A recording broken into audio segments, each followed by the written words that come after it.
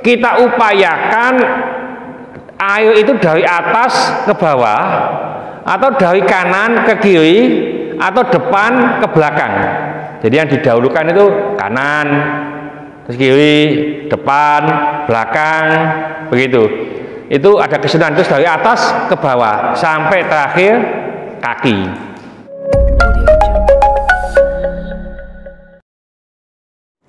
Assalamualaikum warahmatullahi wabarakatuh.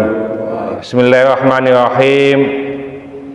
Wa an Aisyata radhiyallahu anha qalat, dari Sayyidatina Aisyah, mudah-mudahan Allah meridhoinya, ia berkata, karena Rasulullah sallallahu alaihi wasallam adalah Rasulullah sallallahu alaihi wasallam idza tasala minal janabati, apabila beliau mandi jinabat, yabda'u fayaghsilu yadaihi, ia mulai dengan membasuh kedua tangannya, thumma yufrigu biyaminihi ala shimalihi, yang didahulukan adalah menyempurnakan menyiram, membasuh yang kanan dulu baru yang kiri.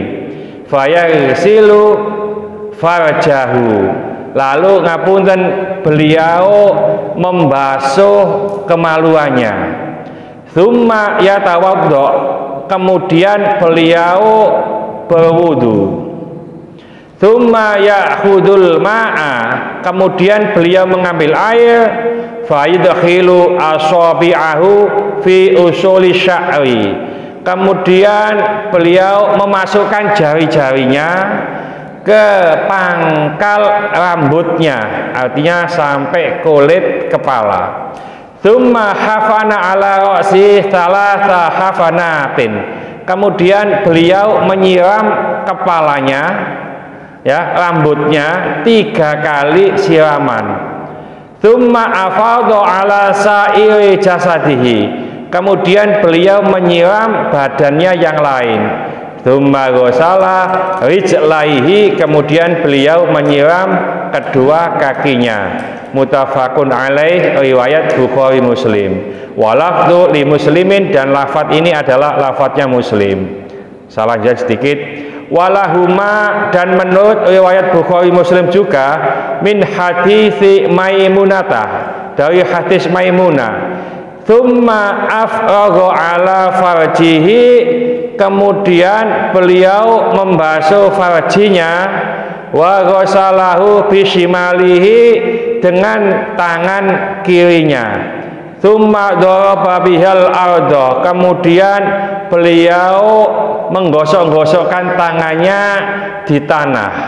Wa fi riwayatin, dan menurut riwayat yang lain, famasahaha biturab, dan beliau menggosok-gosokkan di tanah.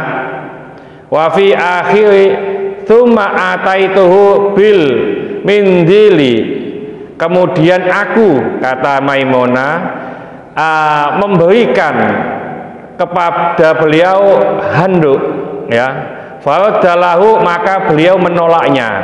Wa ja'alahu, lalu beliau menjadikan yang kudul ma'a biyadihi, yaitu mengibas-ngibaskan air dengan tangannya. Ini cara mandi Rasulullah. Coba tadi saya sampaikan, kalau ibadah itu tidak diilmui, yaitu mardudatun la tuqbalu, ditolak dan tidak diterima. Oleh karena itu ngapunten, mandi besar ini juga ibadah, Pak. Kalau mandi besarnya tidak sah, itu kita masih berhadas besar, sholat juga tidak sah, ya. Pertama, ngapunten, menurut hadis ini Rasulullah Shallallahu Alaihi Wasallam ketika mandi besar itu membasuh kedua tangan. Yang dibasuh tangan kanan dulu. Kalau umpamanya ada shower, ya nanti tangan kanan dulu, terus tangan kiri. Ya. Lalu setelah itu Rasulullah Shallallahu Alaihi Wasallam membasuh farjinya. Ya, jadi maksud kemaluannya setelah dengan tangan kiri. Setelah membasuh ini, tangan kirinya itu diusap-usapkan di mana? Di tanah.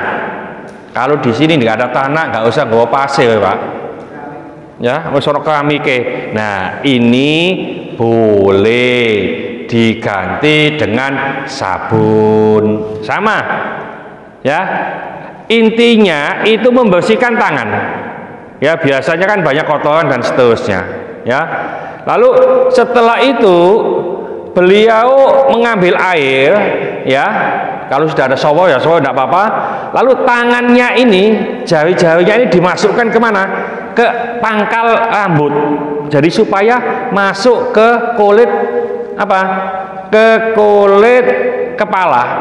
Ya, kulit kepala ini harus juga kena air, bukan hanya rambutnya. Ya, digosok-gosokkan gitu supaya kena air.